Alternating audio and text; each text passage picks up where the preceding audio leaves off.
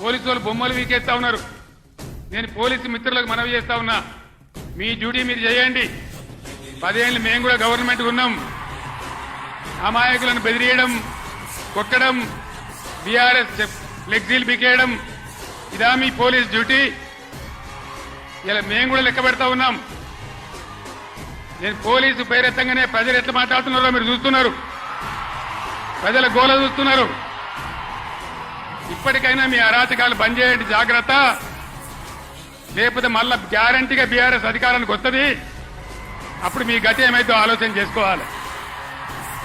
దయచేసి మానుకోండి. పోలీస్ సోదరులారా, మేమన్నీ రికార్డు చేస్తా ఉన్నాం.